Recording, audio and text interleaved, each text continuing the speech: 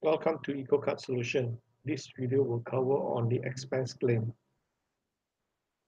All right, now let me introduce a little bit about expense claim and the payroll claim.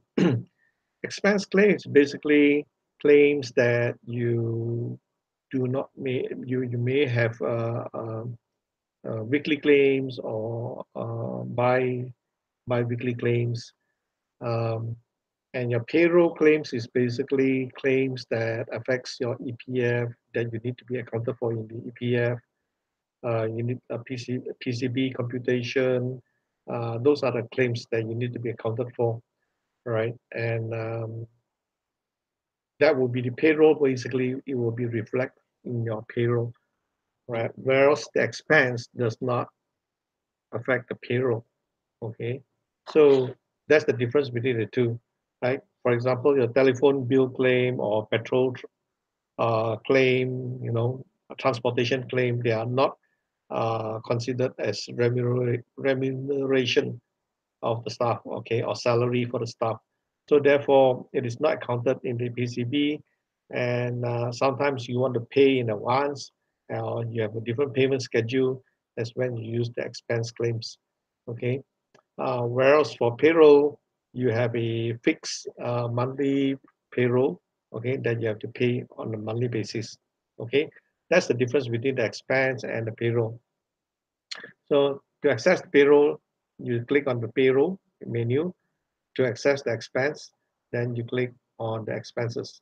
Now, expenses has a workflow. What the workflow does is that someone creates the expenses, and after the expenses has been created, it needs to be submitted for approval.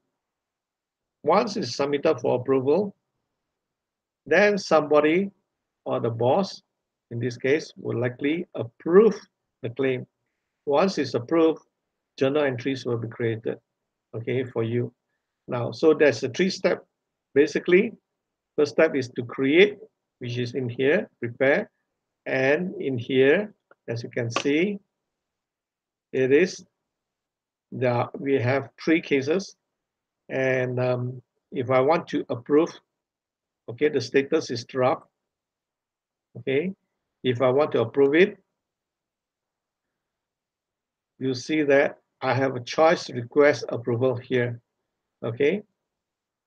So once you click request approval, then the case will goes to the boss, and the boss will see the case, the request approval case. All right. So, and in this case, let me show to you finalize. They are in draft mode. Therefore, there's nothing to be approved. Now let me create an example. I go to prepare. Okay. And I've got a 8 monthly allowance claim, and I request approval. Basically, I've reviewed, I'm ready to send for my boss to approve it. And the status here will change accordingly to pending approval. Okay. Once it is pending approval, the boss will see, okay, we'll look at the pending approval cases to approve the case. So I have 8-hour claim, that is, I have one case pending approval. Click on to this button, okay, and select this one. Assuming you want to see the claim, they can click open claim. You can see the details of the claim, all right? Or when they are happy with the claim, they can approve it, approve the claim. So once approved, the status change. Now, users cannot go back and change the content of the claim, all right? So that is what the three steps involve. Now, in the event you are not happy or you make a mistake, you select the wrong one, you can rework by clicking on this button, okay? And the status will change back to draft, okay? So, and you can decline it if you want to. Now, So this is what the workflow process will entail. Okay. Now, as you can see, in my prepare claim, there's only two buttons over here. Basically, we can add as many as we like. Okay. Now, due to the different companies, their way of computation will be different. So we can easily customize and personalize to different way of computation according to your needs. Now you tell us once you have subscribed for our services, you tell us your process and we will build this for you. Okay, very easily for us to build that. And taking an example, the 8-hour allowance claim. And I'm going to edit this. Now you can see that the computation here, okay, it is pretty complex. We can handle this scenario if you want to.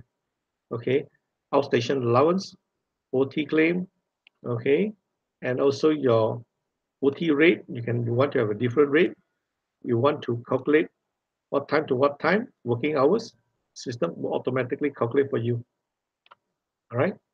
So you can, and once you key in these figures, the system will automatically post the entry for you.